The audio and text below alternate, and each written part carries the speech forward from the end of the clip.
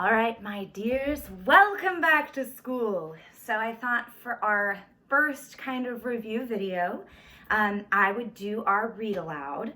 But before we did our read aloud, I thought, hey, we need to be practicing with our summaries while we're reading. And we've talked about a few different ways to do summary.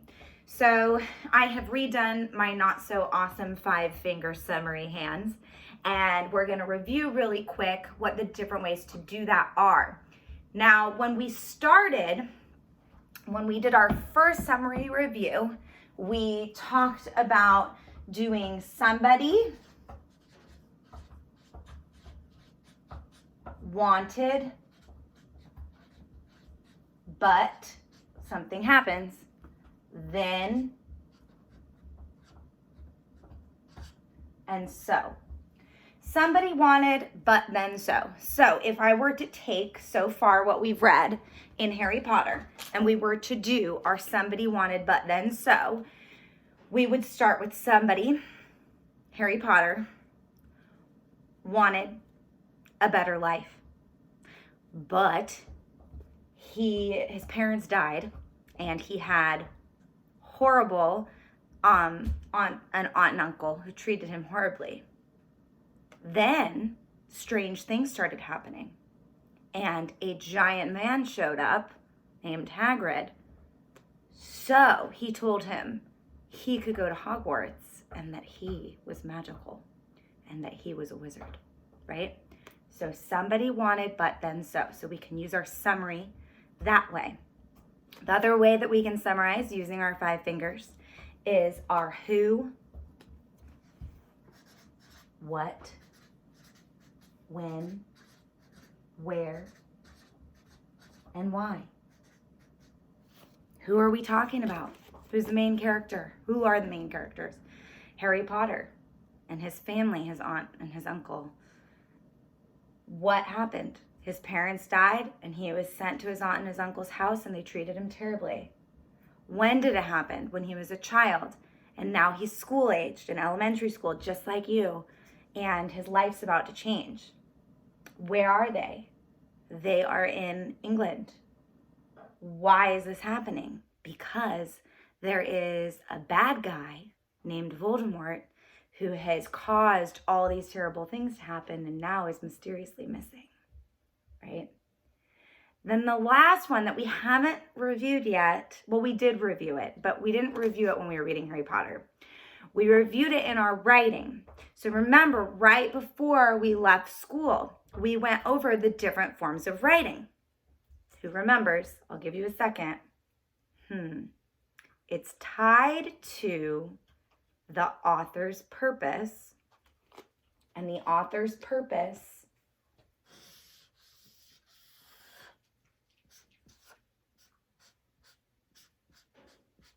was pi. Persuasive, informational,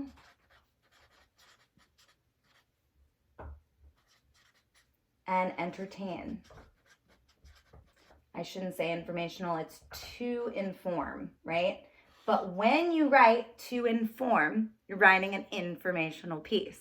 When you write an opinion and you're persuading someone that your opinion is right, you're persuasive. You have persuasive writing, right? Because you're writing your opinion to persuade someone that you're right. And when you write to entertain, you're writing your narrative. So remember, when you entertain, you're writing your narrative or your story. When you write to inform, you're writing your informational piece. And when you write to persuade, you're writing your opinion. So what this is tied to is our narrative writing, which we didn't quite get to before we all left school. So that's going to be one of the next things in our writing lessons that we're going to do. But another way that we can break down the story in order of a narrative are these 5 important elements that you need to have in your narrative. We did talk about it. Let's see if you remember. The 5 important elements that you need to have, and then you need to describe and talk about in your narrative. Here we have our characters, right? We talked about describing what our characters are feeling. We've talked about that inner monologue that they have that helps give us, from that third person point of view, we can see and hear everything that's going on in our characters' heads. The setting. Good authors spend a good amount of time describing the setting and putting the reader really in the setting, right? Problem. There's usually a problem that needs to be solved. There's events. These are also called your rising action, right? The events that are leading up from that problem to your solution. So if I use this 5-finger summary to describe the book that we've been reading, we can say our characters are Harry Potter, Aunt Petunia, Dudley the cousin, and Uncle Vernon so far, and Hagrid and Dumbledore so far. Those are my characters. What do we know about them? How have they been described to us? Well, we know that Aunt Petunia is very rigid and nosy and likes to get into people's business. And we know that Uncle Vernon doesn't like imaginary things, and he is really likes drills and going to work and being very practical. And we know that Dudley is a very selfish cousin who wants everything for himself and treats Harry Potter very poorly. And we know that Hagrid loves Harry Potter and is connected to him because he rescued him when he was a baby after his parents died. And we know that Dumbledore cares about Harry Potter, again, because of the relationship with his parents. So we know all these things about the characters. We know a little bit about who they are in our story. The next part is the setting. It originally started with Harry Potter in the house with the Dursleys. But now he's not in the Dursley house. Where we left off was that they tried to run from all the letters that were being flown. So these are the events. But again, we left off in a new setting. So sometimes the setting is going to change throughout the story, right? You're not always going to have just one setting. So then they move into now he is in Diagon Alley and he is shopping for everything he's going to need to go to wizard school, right? Next part, the problem. Well, what's the problem? Well, there's lots of problems. Again, this is a 5-finger summary that we can use for the whole story, which we haven't read the whole story yet, so I can't give you the whole thing in reverse, main idea, right? I have to do it kind of chapter by chapter. That's what you should be doing as you're reading your AR books. So in this, we'll try to sum up. There's a couple problems in the last chapters that we read, right? Which was, first of all, he didn't like living with the Dursleys. That was one problem. Well, that kind of got solved a little bit because now there's that problem. What are the events that happened? Well, he didn't like living with the Dursleys. Magical things started happening. He started getting letters from Hogwarts. What's the solution to that problem? Now he gets to go to Hogwarts because he's a wizard, right? Next thing, now we're starting over with kind of a new problem, right? Because remember, when he was going to go, what was his fear? He didn't have any money. But then what was the solution? Oh, his parents left him money in the wizarding bank. So now he can go to school. So notice how every chapter is kind of following that problem and solution where something's being introduced, some events happen, and that problem's solved. When we finish the whole story, we're going to do our 5-finger summary, but there'll be a big problem with a big solution. Okay, but I don't want to give it away, so we're not going to get there yet. So as we read, we want to make sure every time we read a chapter in any of our books, which we should be doing at home, is reading, because that's really important to help us better our skills and our understanding and fluency and ability, right? We also learn so much vocabulary when we use those context clues that we talked about. If there's a word we don't know, look at the words around it. Usually you're always going to find your answer in the text. So let me pick up where we left off. I wanted to review that 5-finger summaries with you. So we left off in Diagon Alley. And we are currently in chapter 5. And we had just left off where Harry had run into the boy in the shop.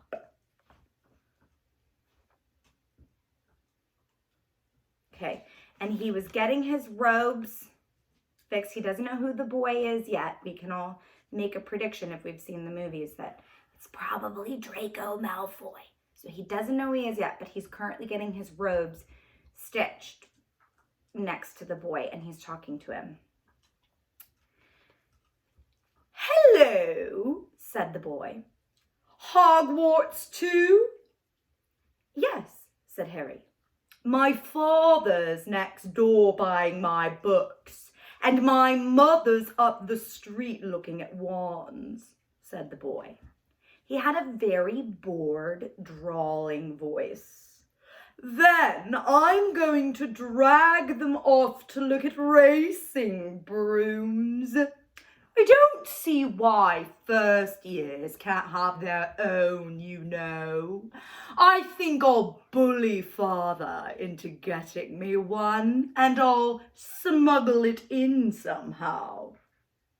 Harry was strongly reminded of Dudley in this moment. "Have you got a broom?" the boy went on. "No," said Harry. "Play Quidditch at all?"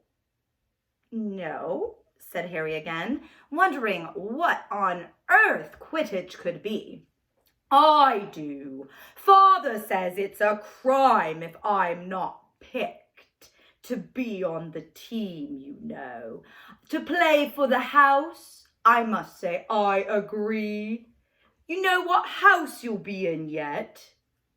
"No," said Harry, feeling stupider and stupider by the minute.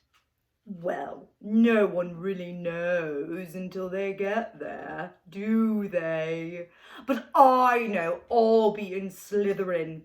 All our family have been in Slytherin.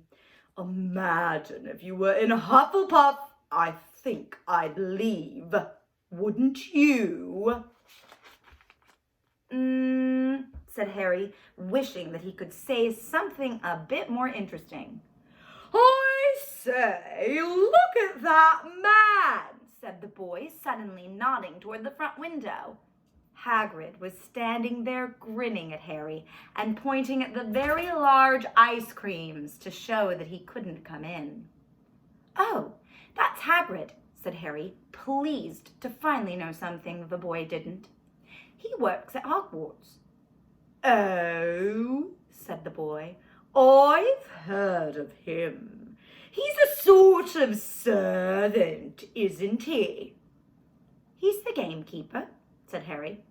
He was liking the boy less and less by the second.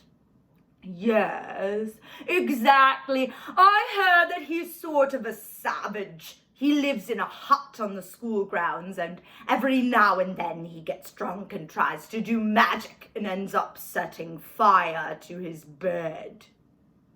"Well, I think he's brilliant," said Harry very coldly. "Do you?" said the boy with a slight sneer. "Why? Is he with you? Where are your parents?" "They're dead," said Harry, shortly. He didn't feel much like going into the matter with this boy. "Oh, sorry," said the boy, not sounding very sorry at all. "But they were our kind, weren't they?" "They were a witch and a wizard, if that's what you mean." "I really don't think they should let the other sort in, do you? They're just not the same. They've never been brought up in our ways.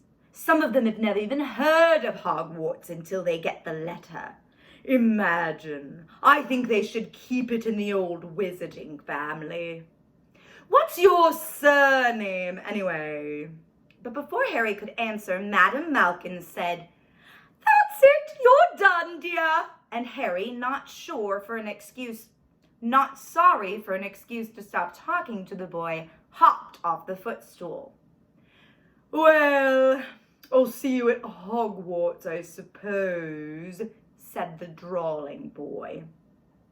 Harry was rather quiet as he ate his ice cream that Hagrid had bought him, chocolate and raspberry with chopped nuts. "What's up?" said Hagrid. "Nothing," Harry lied. They stopped to buy parchment and quills. Harry cheered up a bit when he found a bottle of ink that changed color as you wrote with it.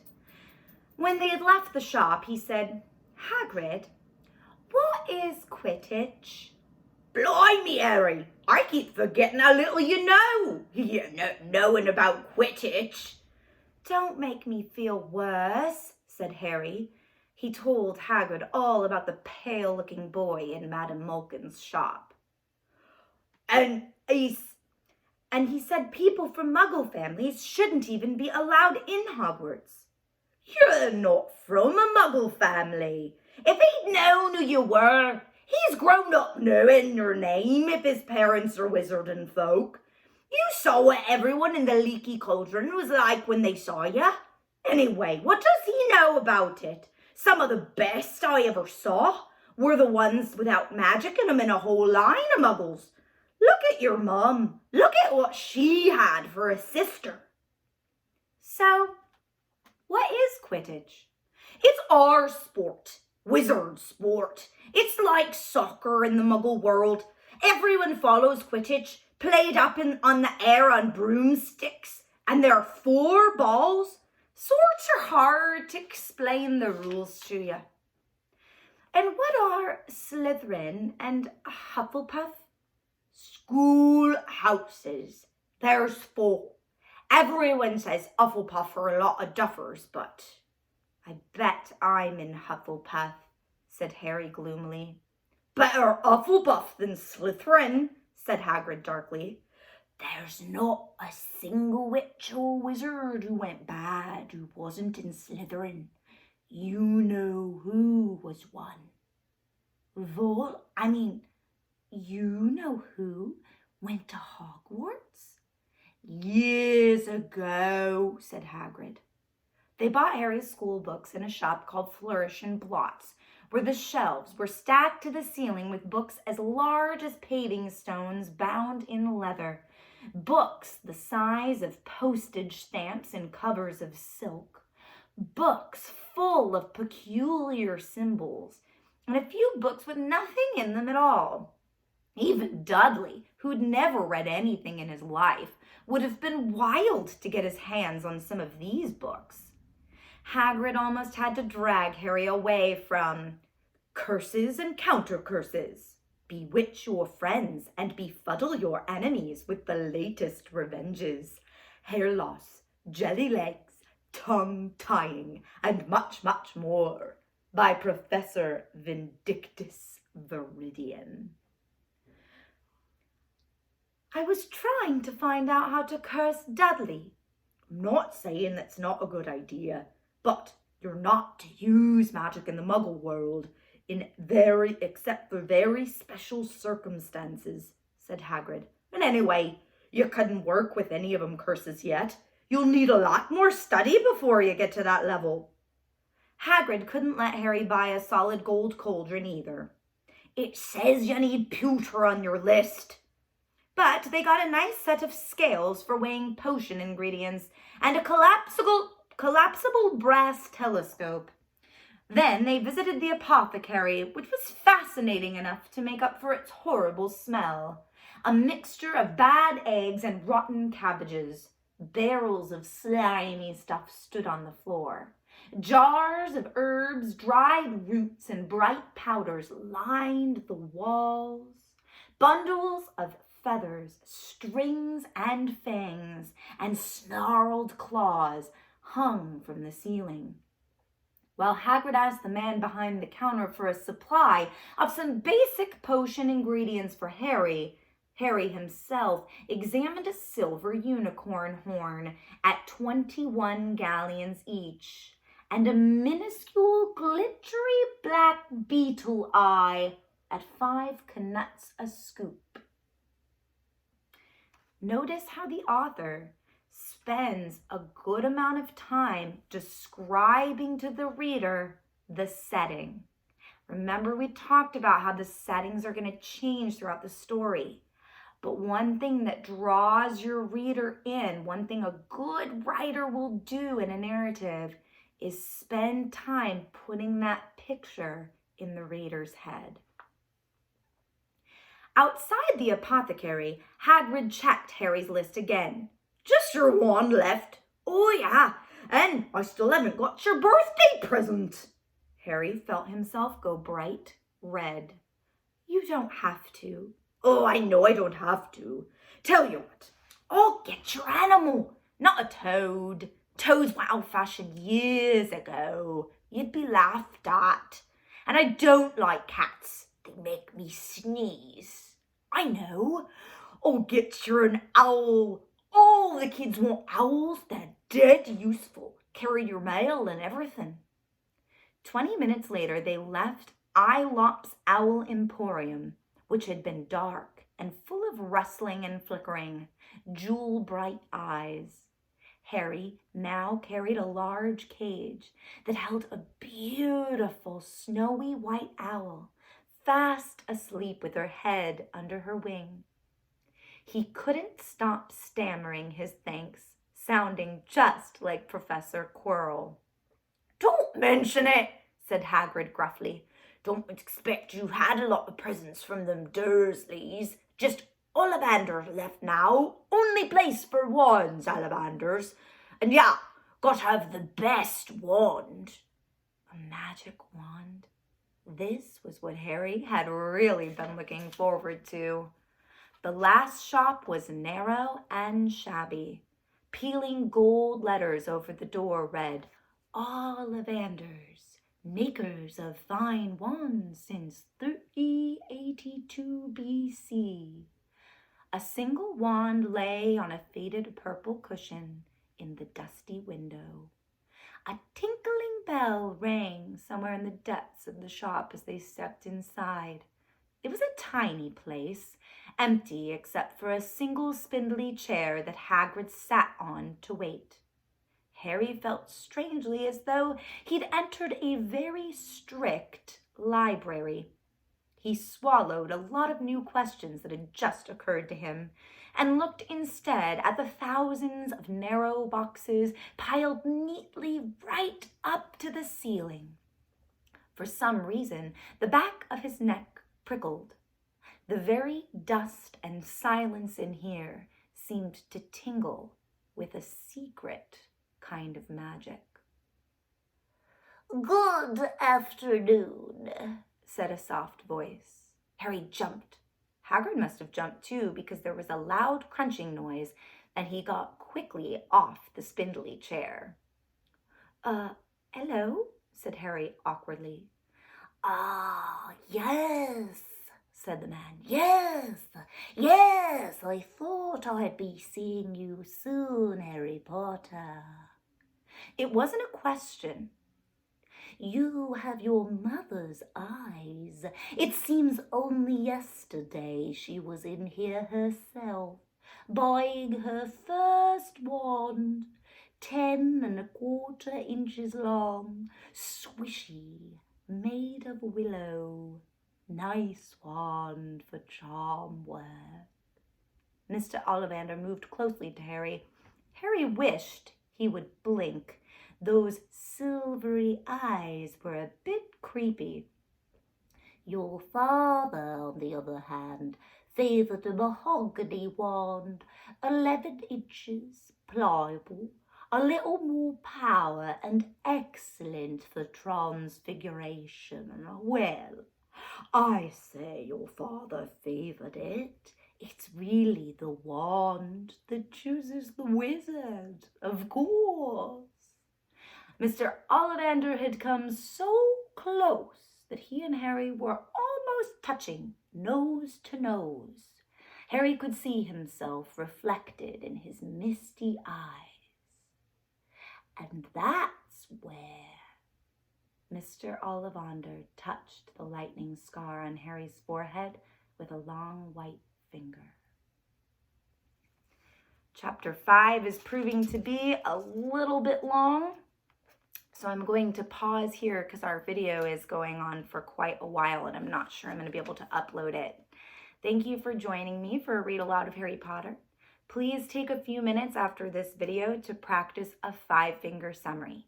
Either your who, what, when, where, why, or your character's setting, problem, events, and solution. Have a great day. See you next time.